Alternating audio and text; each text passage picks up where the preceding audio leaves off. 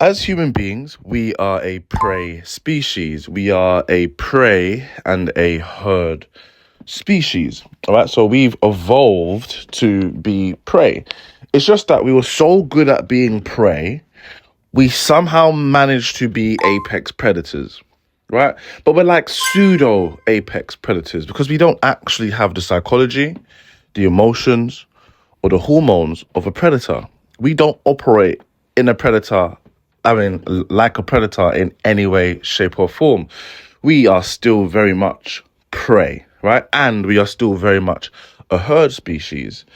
Now, with humans, what we like to do, we like to pretend that we have the mentality of the predator, right? And we also like to pretend that we have of the independence of a tiger, for example. We really like to pretend that we are independent beings, when in fact we are not. All right. And because we're a prey species, we are heavily run on insecurity.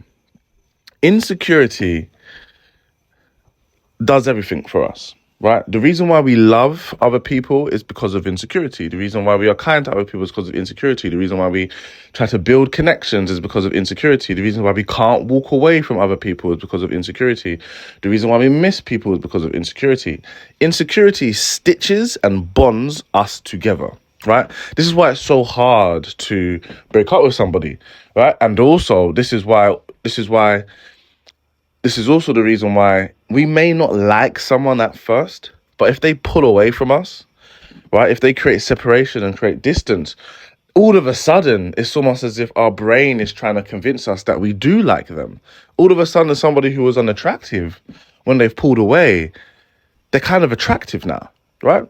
And now, in my body of work with my coaching, the reason why my coaching is flawless is because I teach men to master this aspect. It's very easy. You don't even need to master it. But once you understand how people's emotions work, right? Because they're a prey species, because we are a prey species and because we are a herd species, once you understand the fundamental laws in place, then you'll be able to win anybody over.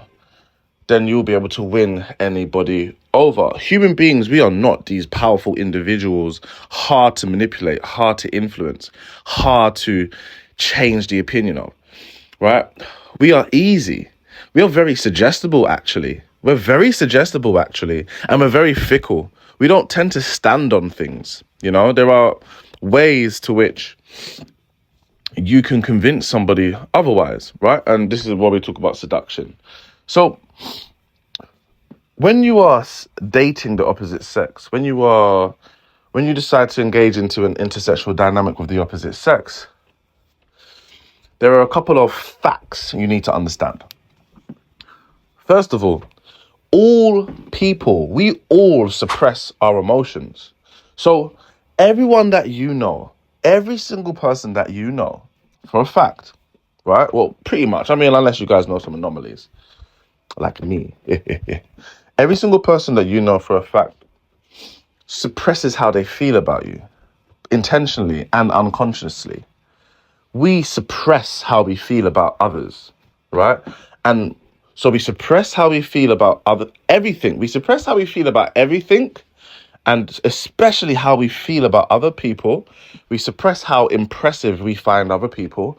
We suppress how cool we find other people, and we suppress how much we want to formulate a connection with other people, how much we want to get to know other people, how much we want to establish some type of space with other people. So we suppress all of those things, and what we do is we exaggerate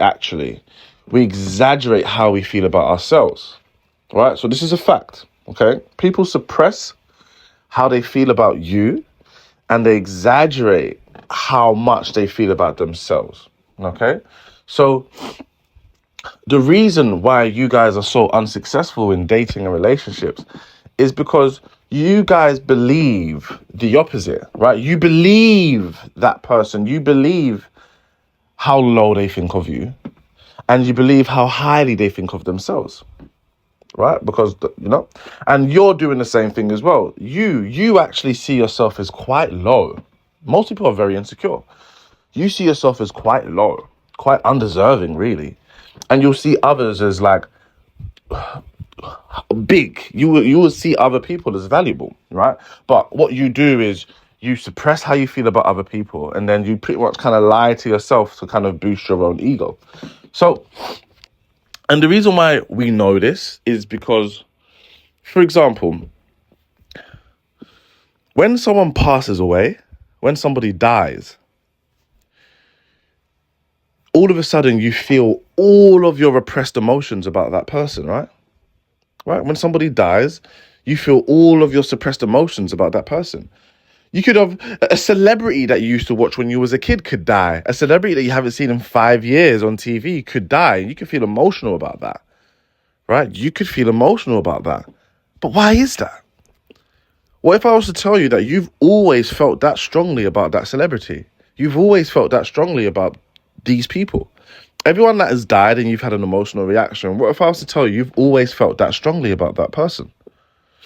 Right? We actually feel very strongly for others. If a nuclear bomb was to drop down tomorrow, your neighbors that you hate, all of a sudden you and your neighbors will become very, very close. You will all of a sudden start really depending on your neighbors, and your neighbors will start really depending on you. All of a sudden, first name basis, all of a sudden it's like you guys are best friends. You know? You have situations to which we suppress all of our emotions so we can get by in life.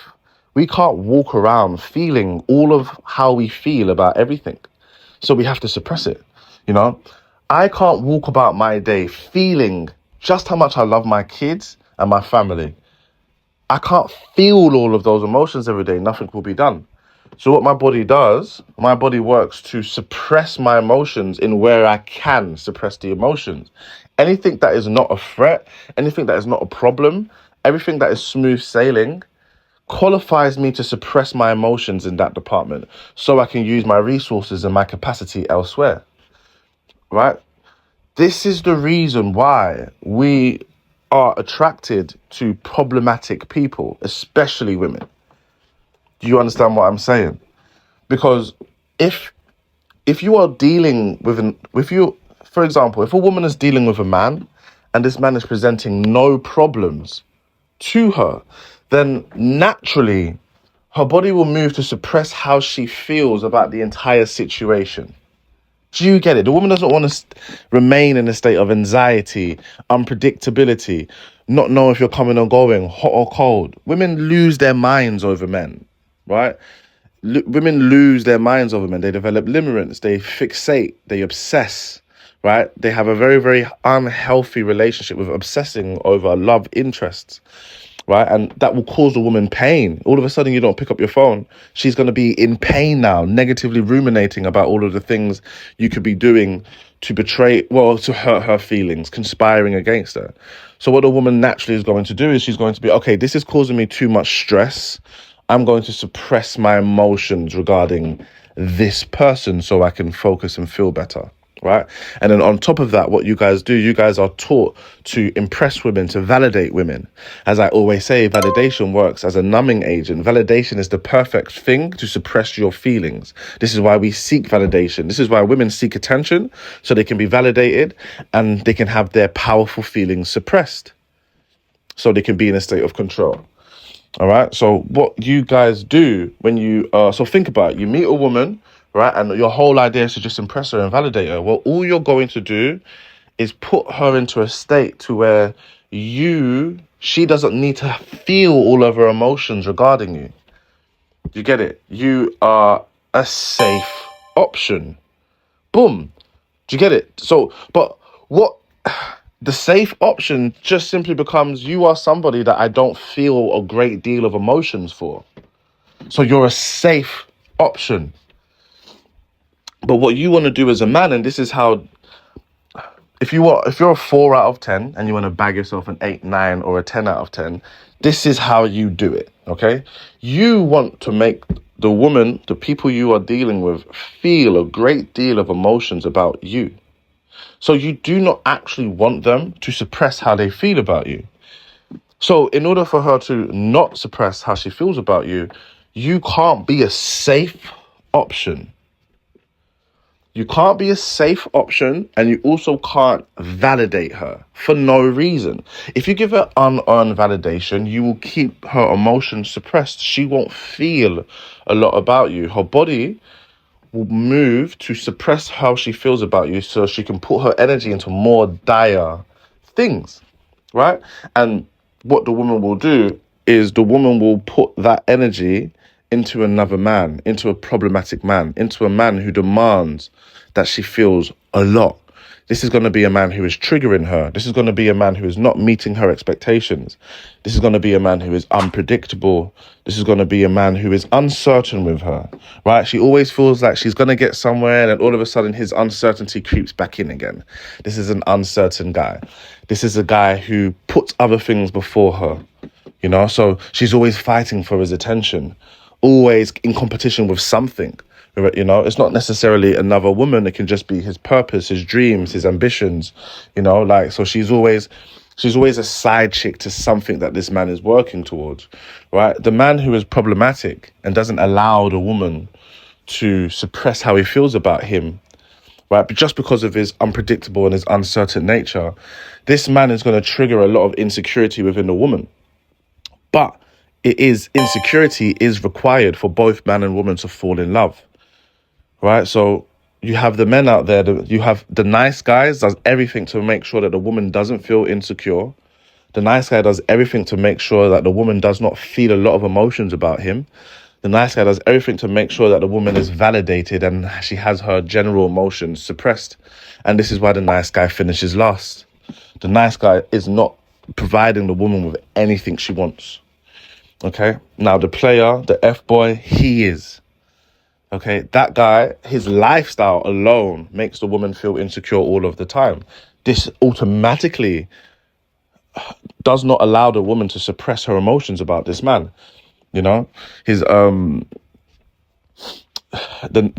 bad guy also, the player, the archetype, he doesn't validate women. He only validates women when they are doing things that serve him and that are within his own best interest. So then the woman is almost naturally conditioned by this guy, right? She kind of learns, it's like a fix. She gets her fix from this guy, this rare source of validation. She only gets it through specific instructions, you know? So, yeah, anyway. Guys, if you want to expand upon this stuff, sign up for my one-on-one coaching. Like, follow, please support the channel. Buy me a coffee. You haven't bought me a coffee so far. All of the support helps. Talking about validation, the validation. I need that. Anyway, yeah, guys, support the channel. Thank you.